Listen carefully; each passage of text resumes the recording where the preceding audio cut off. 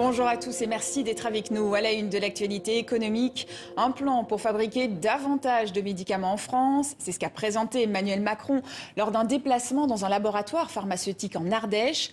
Face aux pénuries d'antibiotiques ou encore de paracétamol de ces derniers mois, le président français entend désormais limiter notre dépendance en matière d'approvisionnement.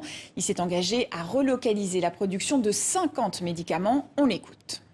Dans les semaines à venir, je vous annonce que sur la cinquantaine de premiers médicaments essentiels pour lesquels notre dépendance aux importations extra-européennes est avérée, donc les médicaments à relocaliser, eh bien la moitié, c'est-à-dire 25 de ces médicaments, verront leur production relocalisée ou augmentée significativement sur le territoire national.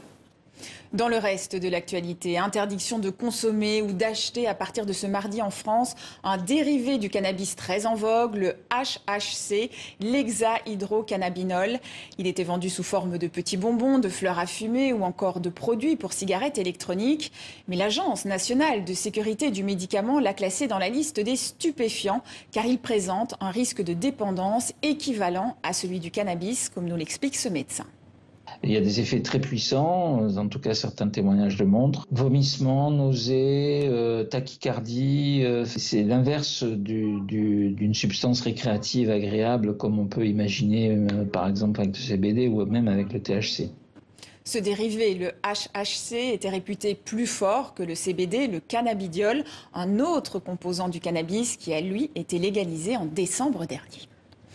Malgré l'inflation, les Français prévoient un budget en hausse pour leurs vacances d'été. C'est ce qui ressort d'un sondage. 60% des ménages ont l'intention de partir et ils prévoient en moyenne près de 2 000 € en hausse de 20% par rapport à l'année dernière.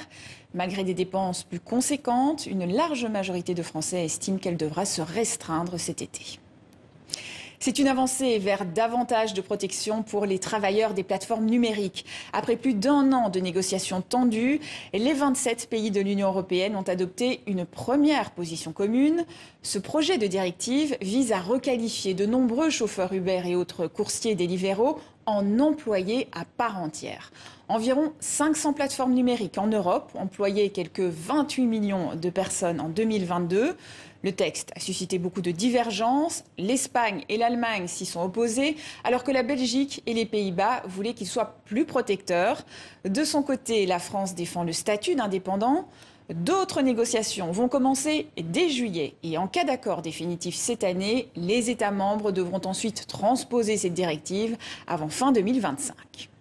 290 millions de dollars, c'est la somme que va verser JP Morgan aux victimes de Jeffrey Epstein. Un accord pour éviter un procès.